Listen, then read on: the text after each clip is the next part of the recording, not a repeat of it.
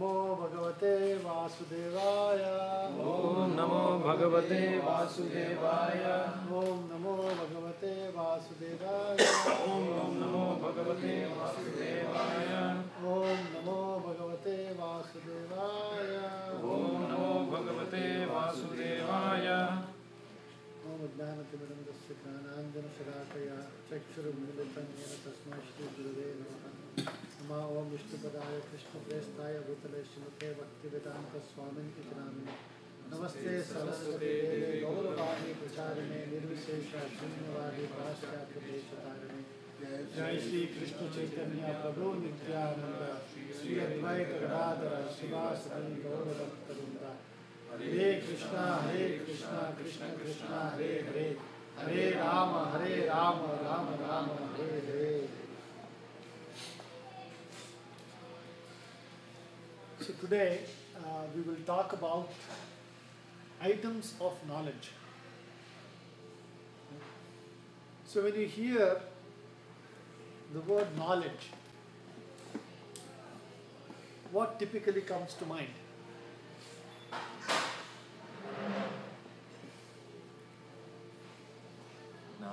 Huh? Gnana. Gnana, Sanskrit. Knowing things. Knowing things. Where do you go to get knowledge? Either through university. All spiritual people here. Universities, right? Schools, colleges. Or one's own experience. One's own experience. Past experience. Yes, that is also a way of acquiring knowledge, but a limited way, right? Your own experience is quite limited. Should I put this on? Yes, sir. The other way. The other way. That comes on the left, yeah. Yeah.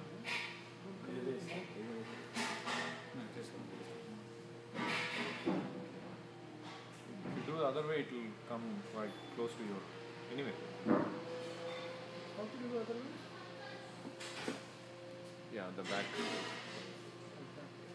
Yeah. This goes in the back or not? Goes on your. Oh, it goes backwards. Can come quite closer, yeah. It's very hard. Yeah. It's not support, right? Maybe it's.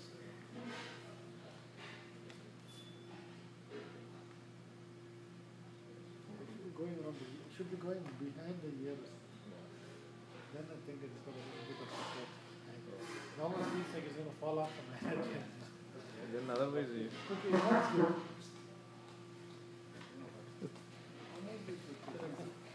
too far. Okay, so why is it going there? Because the speaker is. Okay, so when we think about knowledge, we're thinking about places. Let's do this turn. Can you please turn it off? Is this really necessary? Yeah, I don't think so. It's necessary. I think it's audible in. Yeah.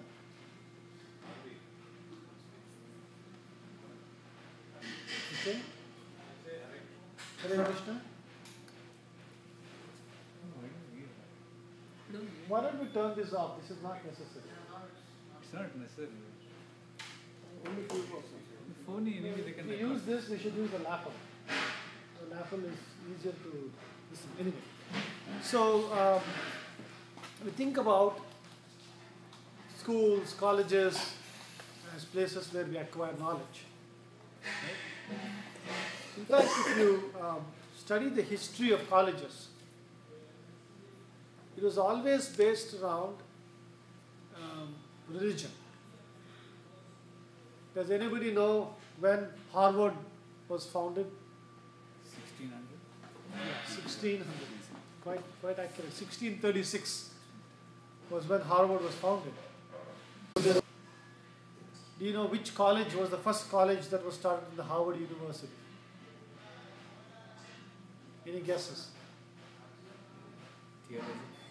College of Theology. So Harvard actually began not just Harvard, most of the universities, big universities that you hear about, almost always began as colleges of theology, right? And then the other fields evolved and spread around it. But if you think about colleges today and education today, right? It is, in one sense, we can say, well, our colleges are producing brilliant scientists, they're producing brilliant businessmen, entrepreneurs, engineers, doctors, right? It looks like we are, if you ask anybody, they'll say, oh, we are the pinnacle of civilization, right? Why? Oh, we have so much technology, so much advancement in learning and understanding in this world, right? Now, when you dig a little deeper and try to think about it, it's not always this kind of understanding of this material understanding of the world that is considered by knowledge even the common man, right? When recently there have been a lot of scandals of Silicon Valley venture capitalists and private equity fund partners being accused of sexual assault. And some key figures in the industry have exited because of this. When we hear of that, of that character, then we immediately say, in spite of all their achievements, when somebody is accused of that and they have to resign because of that, immediately the sense we get is, oh, not such a good person, right? We get that feeling. So it is not just acquisition of this material knowledge that defines a person. It is their moral values, right? Their value system that goes along with it. See, Prabhupada always used to say, the material knowledge, material opulence, intelligence, all these are lots of zeros, right? Lots of zeros, 0, 0, 0, 0, 0. If you put even 9 zeros, right, it's still 0. But when you add that 1 before all these zeros, then suddenly there's a lot of value, right? 9 a billion, right? 6 is a million, right? $1 billion is a lot of money, right? So it's always the addition of value systems, ethical understanding, moral understanding. This is what defines a person and makes the rest of the knowledge valuable. Right? That was the Vedic understanding.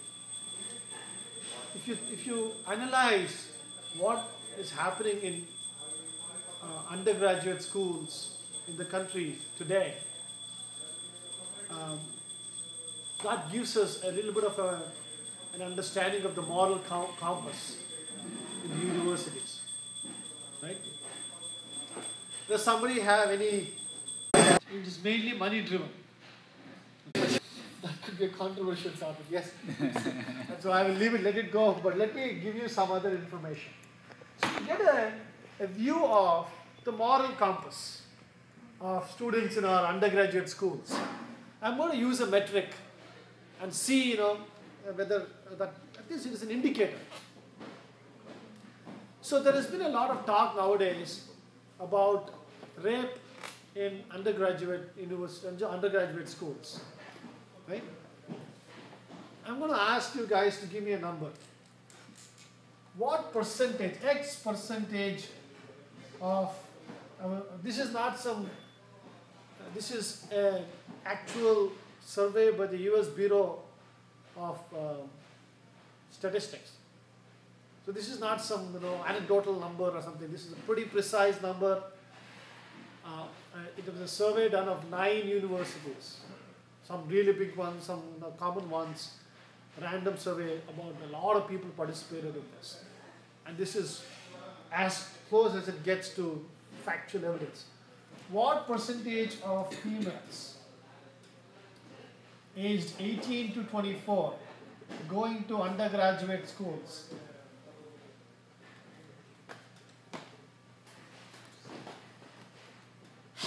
experienced rape in their years of education? I like some people to put some figure over here. Is it in US? In the US. This is all US, our society. Somebody, put a number. 5%? 5%. So 5% would mean 1 in 20 people. Right? If you put 20 people in a room, 1 in 20 people. Right? 1 in 20. Some other figures. 60%. Huh? 60. 60%. Oh my God. I mean, like, you understand the meaning of 60%, and like, then basically, if you put 2 people in the room, more than one has experience. If you put 10 people in the room, 6 people. At that point, it is anarchy. Right? Like, there is no civilization left in the society. At that, it's almost like barbaric, nomadic tribes, like, running around. And when we hear about the dark ages and pillaging and, all the crazy thing that happened in very barbaric civilizations, yeah, maybe 60% is possible. But even then, it's bizarre number. Are you talking about just maybe like a sexual harassment? No, this is rape. Okay. I mean, like, Okay, this yeah. is. Then, But no, this is not the number. 8%. 8%. Almost like 1 in 10 people or 1 in, let's say, 12 people. No, that's not the number. between 12 more? So more or less. More maybe. Much more. Much more. 25%. Huh? Wow, that's 1 in 4. That's going to 23%. Wow. 23%. Literally 1 in 4 people. Can you believe this number? What kind of a society are we living in? It's actually, we need to reflect on these things, because we think that we are a highly advanced society. We are a highly evolved society. We are at the pinnacle of civilization. And when we come to the real things about how we are living our lives, what is it leading us towards, this is the kind of reflection of what is happening. But we don't hear so much about it because only 20% of these people report, officially report. But even if you think about it, even if 20% of these people reported, still it's 5% are reported and investigated, like reported. And the reality is, because this is an actual survey of people, 23% of them. So that's why Srila Prabhupada used to say that our modern education, right? What did he call it? He used a word to describe a modern education system. Soul killing? Soul killing, but he used, he called it a slaughterhouse. He called it a slaughterhouse. Why? What is being slaughtered? The soul's capacity to think of higher things. Because as a human being, athato brahma jignasa, that is the purpose of human birth. That purpose of human birth is completely destroyed. We are behaving like animals. That's closer to almost like a dog society. Right? Dog society, we say, oh yeah, this is happening, everybody says, oh yeah, that's how dogs live. But that's not how human beings are supposed to live.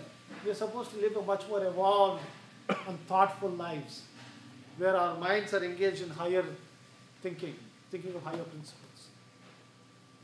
So that is why I want to take this topic about thinking about what are considered items of knowledge according to Vedic understanding, according to our scriptures. Right? So let's do like this. Now when you think of it from a proper perspective, when you think about somebody is a gentleman, like Prabhupada uses this word, somebody is a gentleman in the true sense, right? Somebody is educated, evolved, right? When we hear about that word, we are not only thinking about somebody is achieved, well achieved in a particular field, right? Somebody is a good doctor, somebody is a good engineer, somebody is a good businessman, entrepreneur. Yes, that is an aspect of it. But there are other characteristics of the person that actually are necessary and are fundamental, the foundation for being called a person of knowledge. Right? So I would like to hear from you, what are things that you see in a person that are inspiring and that tell you that yes, this person is actually a knowledgeable person. So what are the items of knowledge? Let's hear. Anybody else want to start off? Speaks the truth.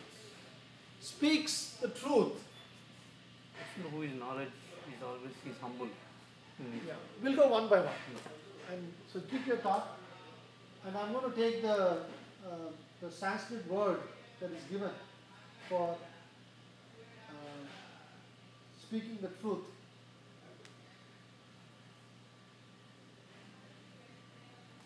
This is from the 13th chapter of the Gita.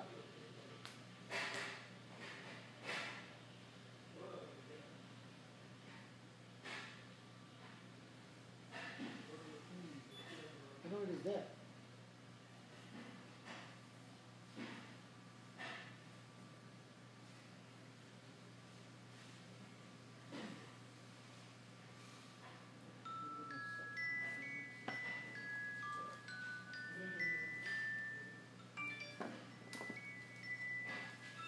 Yeah.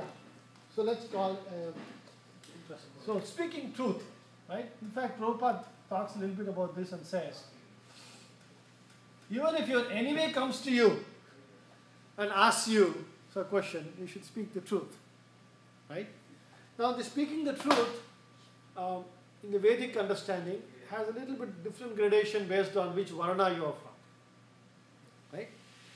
It is acceptable, for example, if you are a Kshatriya, meaning you are a ruler class of person who is in charge of administration and managing, relations between countries and all that, you are expected to learn the art of diplomacy. Right? Diplomacy doesn't mean you lie. Diplomacy means that you are, there is an art of negotiation involved there. So you are being diplomatic in making sure that, countries are not fighting all the time due to some simple, silly things. Right? So there is that level of truthfulness that is expected from and Kshatriya is different.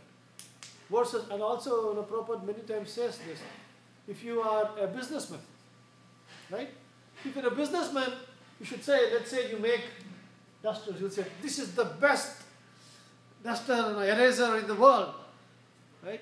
I mean, you know that it may not be, because if you really want to make the best one, you can make it out of ivory or gold or whatever. That would be the best eraser. But it's still doing a good job and you have to sell it. And so you say, it's the best thing. So in that sense, but for a Brahmana, for a person who is, whose life is teaching and academics and, spiritual education, for them, the bar is much higher. They should always speak the truth, right? That's the truthfulness. And next you said humility, right? This is truthfulness and humility. So let's talk about humility. When we think about humility, there's one more that is very close to this that keeps coming up. Tolerance. Tolerance, yes. Prideless. Pridelessness. That's the closest. They're very close to each other. And they're actually listed as two separate pieces of pridelessness. two separate items of knowledge. So like, they're so close to each other, you know, it's interesting discussion to understand the difference between humility and pridelessness. Can somebody explain what wants to take a shot? What is the difference between humility and pridelessness?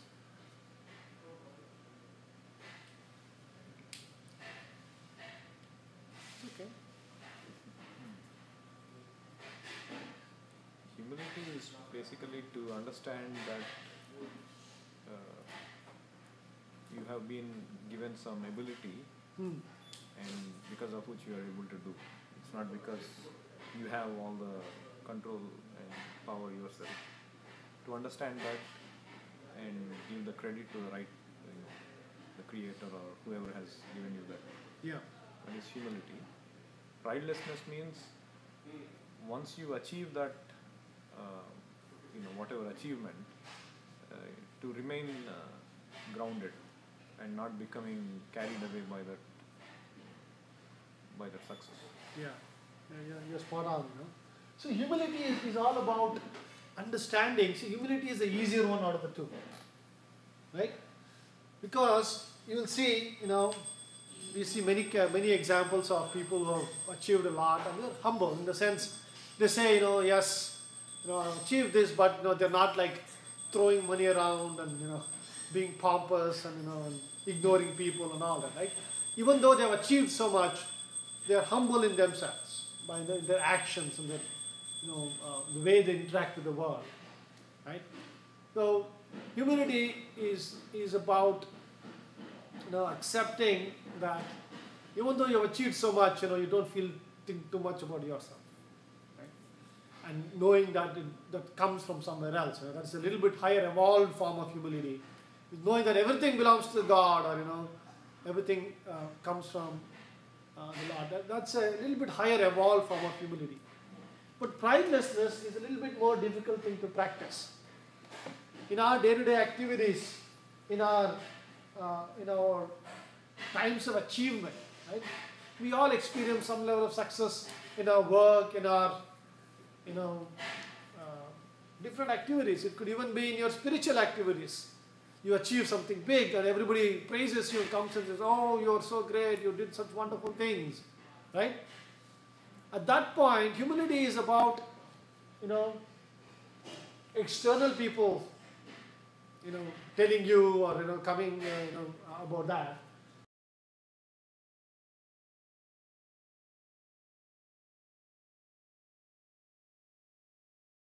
Understanding, that we are not the doers, right? Ahankara vimudatma kartaham iti manyate.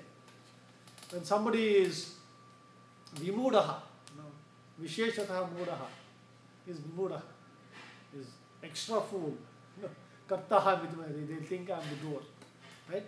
So pridelessness is about us understanding that we are actually not the doers. It's beyond that. There are factors beyond our control that is causing this to happen, right? So these are actually very interesting and necessary items of knowledge. We have to develop humility. And somebody is poor, you really don't have to rub it on them, right? And if you think about a more evolved, that's basic moral values, but I'm thinking about from a spiritualist perspective. Always remember, Krishna is not seeing what you are giving to him. He's seeing what you're holding back. Right? So that automatically teaches you humility. And just because you're a billionaire, it really doesn't mean anything. If you're a billionaire and you're giving 999 million, then it makes sense. But if you just have $10,000 and you're giving $9,000, right? The Lord sees what you are holding back, not what you are giving. So a poor man is as much as equal opportunity to practice spiritual life as a rich man has. Right? An educated person has as much opportunity to practice spiritual life as a non-educated person. Right? So what you have is really not the determining factor of how devotional you are or what is pleasing to the Lord. So when you understand that concept, and humility automatically develops.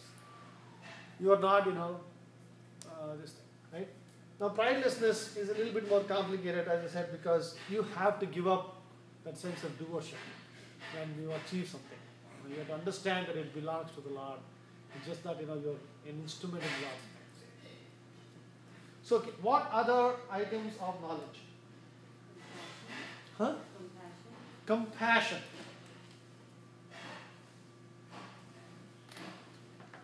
Right?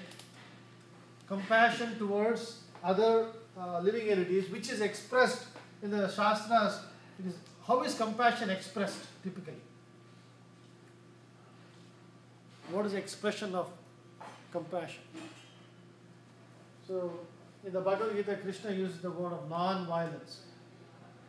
When you are compassionate, you do not commit violence. Right? Ahimsa is the word that is used. Right? The humility is amanitvam. Amanitvam. And pridelessness is adambitvam. And this is ahimsa. Now, when you talk about non-violence, ahimsa, there are two categories of non-violence. The normal one we are all used to, right? Which is don't kill, other living entities. Don't put other living entities to distress. A little bit more evolved. Violence, not to kill is like a baser thing that we have to do, right? All living entities, not killing them is ahimsa, but not putting them into any distress is an evolved form of ahimsa. There is one more higher, a third level of evolution of ahimsa. That Srila Prabhupada talks about in many places. What is it? Someone's spiritual growth. Huh? Hindering on someone's spiritual growth. That is himsa. No, but ahimsa. Opposite.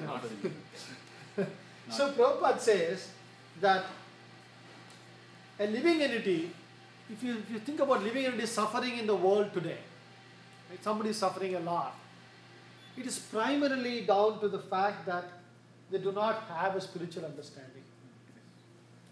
Right? As soon as a person has spiritual understanding, his suffering disappears. Right? Does it mean that somebody is poor and he gets spiritual understanding, suddenly he's going to be rich? Is that what it means? Right? Rich with knowledge. Huh? Rich with knowledge. You're rich with knowledge. You realize that this money is really not going to give you happiness, whether you have it or not really doesn't matter. When you are spiritually evolved, the lack of money, it could be a boon. And you use that, whether it is there or not, really you're beyond that. You're happy without the need for. Right? People, you have seen, they give up everything, they go to the Himalayas and practice spiritual life. Because they are happy, not that, they didn't have it and they're actually happy, truly, understand. So Prabhupada said, not giving spiritual understanding to others is himsa. So if you want to truly practice ahimsa at its highest level, you have to give somebody a spiritual understanding of who they are, that they are the Atma, and then how do they evolve themselves. Right? So look at the items of knowledge. Truthfulness, humility, pridelessness, compassion, there's ahimsa. So what else? Somebody said, you said a word. You already forgot? Oh, you said humility? Yeah. Oh, sorry. Yeah. I thought you said something else. Huh? Equanimity. Equanimity. Being equal. Yes, that's a very equanimity.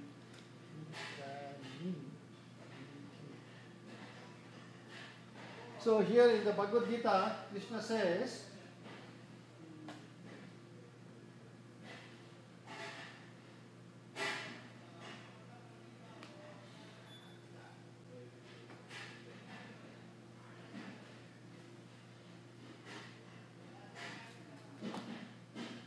steadiness, he calls it. Whether you are experiencing equanimity is you being equal in either in a situation of happiness or a situation of distress, you are equipoised, right? Because this happiness and distress is not going to go away, right? Whether you like it or not like it, or you're looking forward to it or not looking forward to it, when happiness, you are due for happiness, it will come to you. And when you do for suffering, it will come to you. And so, when that happens, for us to be equipoised, equanimity in those situations is an item of knowledge, right? And that gives you an ability to live a nice, peaceful life, irrespective of what is happening in the exterior world, which is a necessary thing, right? What else? Lots of items of knowledge remaining. Tolerance, right? Tarorapi shahishnuna. Tolerance, shahishnuna. Right? See, we have to understand that shanti is another word that Krishna uses. Shanti, which is tolerance. So, tolerance, right? If you think about tolerance, when we're going through difficult times, or, when others are being, not so kind to you, right? You should always remember that they are just the immediate cause. There's a remote cause behind all of this. And finally, the remote cause is your own actions, your own karma. Right? And our ability to understand that and live with that understanding helps us to, especially in this age of Kali Yuga, right? What does the age of Kali mean? Age of quarrel. And most of the quarrels come from intolerance, right? Somebody just says something. I did so much good for him, he did this to me. Finished. He's my enemy for life.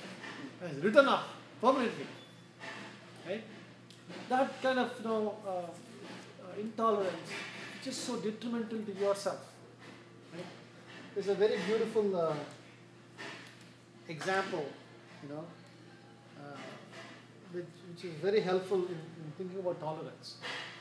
See, tolerance, if you don't have tolerance, right, what happens is, it's like you're sitting in your room, okay, nice room.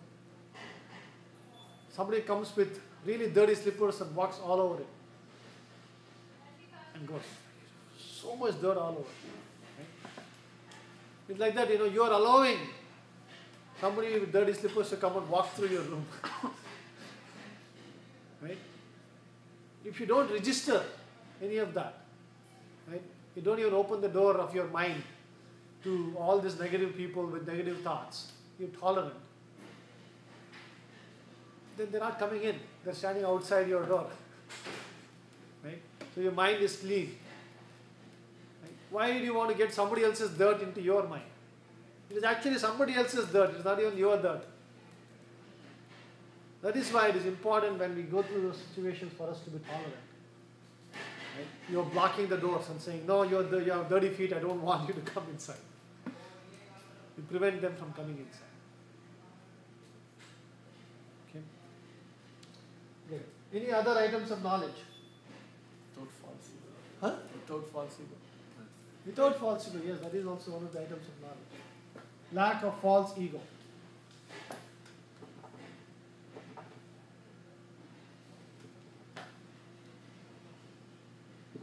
Right?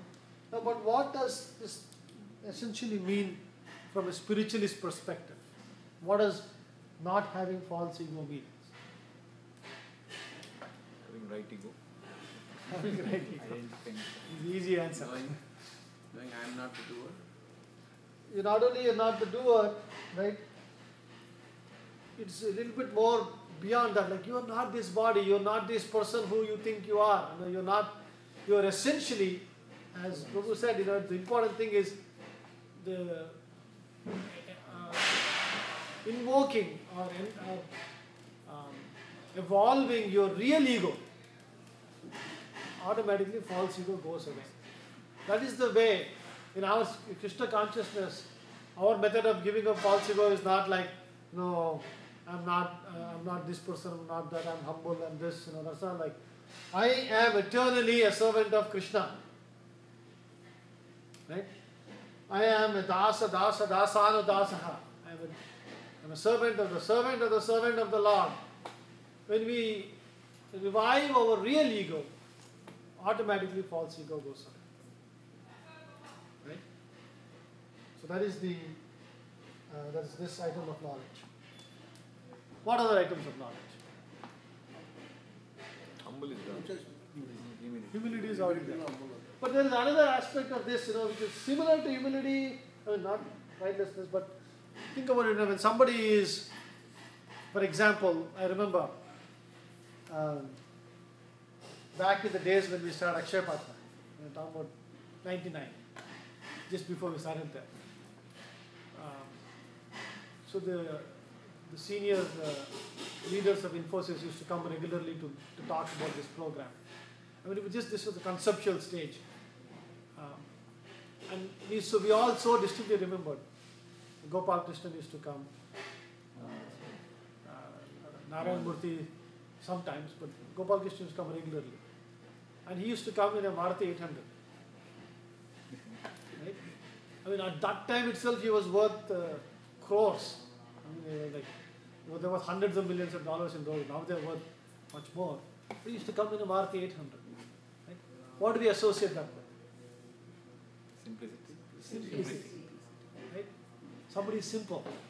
Like, I just need a vehicle to go from place A to place B. Right?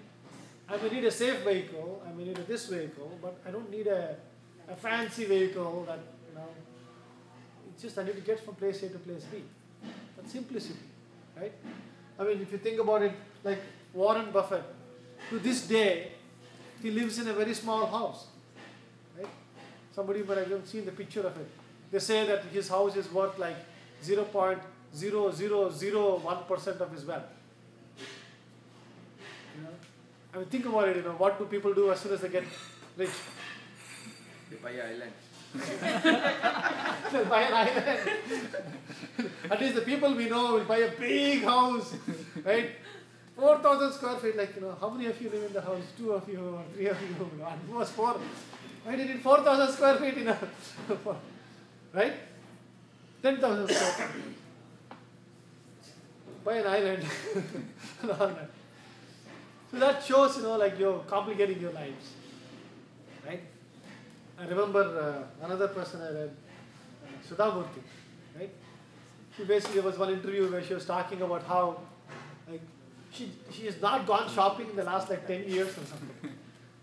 She says I have same sarees, that's why my clothes have not gotten old or anything or torn. I don't need anything. Why should I go shopping? Literally, can you imagine, not gone shopping for last 10 years. So things like that, when you hear about people who have, we can practice this in our own lives. Right? The biggest problem most of us will face in our lives is that our needs, not want, needs, basic needs. Oh, this is basic need. Grows with your evolution of your salary. Right? When you're all students. Remember how much you used to get away with. Right? As soon as you get your first job, let us see what happens. Where do you, suddenly your needs, 10 people in a room. 10 people. But that's a little bit too intense austerity, but at least get to a basic sense of this thing, right? But, No, that's how they used to at I know. student life. As a student There are life, 10 right? people in Now, a you need 10 two-bedroom. rooms and you're one person living in 10 rooms. No, bro, once they get a job, immediately they'll buy after 3 months BMW. BMW, right? I mean, do you really need a BMW to go? Should you be spending 30% of your income to for a car, right? I mean, it's these are the kind of things that we should always, think about.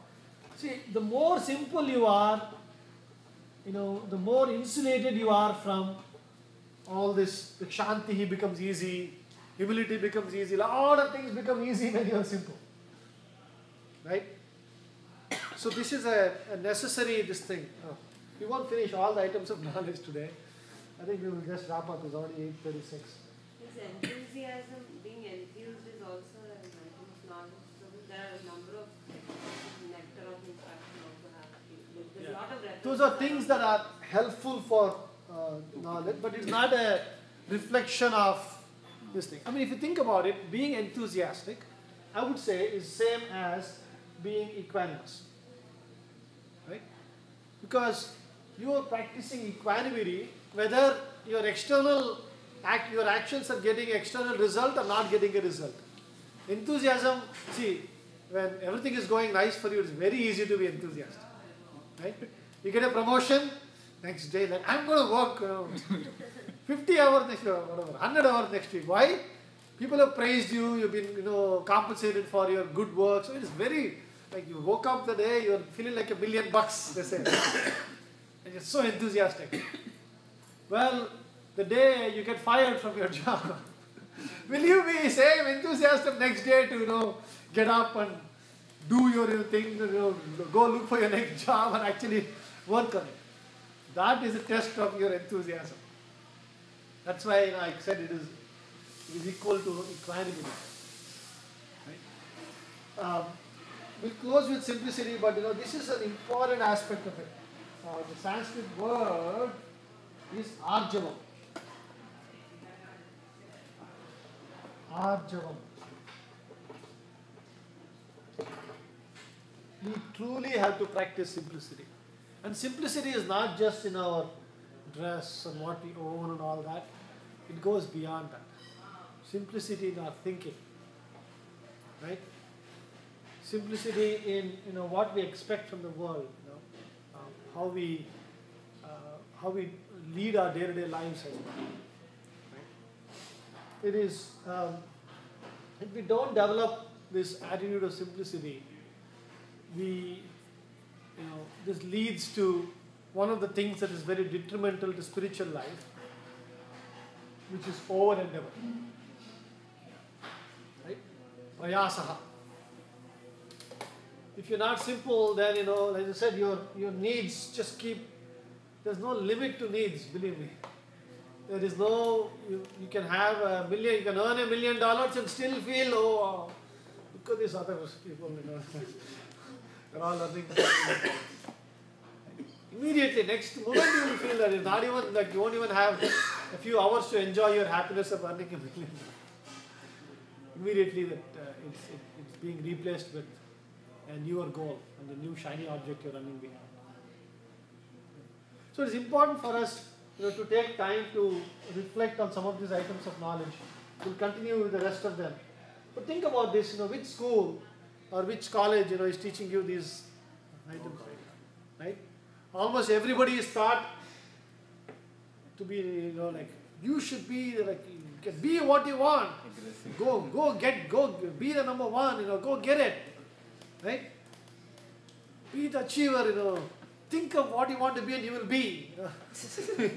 Like a lot of pep talk like that. But the point is, yes, even if you have achieved it, you should be humble. They're not telling you don't go achieve things, don't be the best you can. But in that moment of your achievement, spend some time to help somebody who has not achieved. Right? Be humble. Be tolerant. Be prideless. Have compassion. Have equanimity. Don't get overwhelmed by your achievement at that particular time. Right? Be tolerant. Give up your false ego and be simple. So, from the Vedic perspective, the acquiring of knowledge, like the knowledge that kind of a knowledge that we acquire today, material knowledge of how this world works and all that, is not the most fundamental aspect of a human being. These are the true items of knowledge. When you have these are all the ones that get added in front of your zeros, right? Which make you a bounded person, make you this knowledge, the wealth, and everything that you have, the material knowledge can now be used for evolution of the soul into a better state of life than for degradation. Okay? So we'll stop here. Mantra Srimad Bhagavatam ki Jai Srila Prabhupada ki Bol Premanand.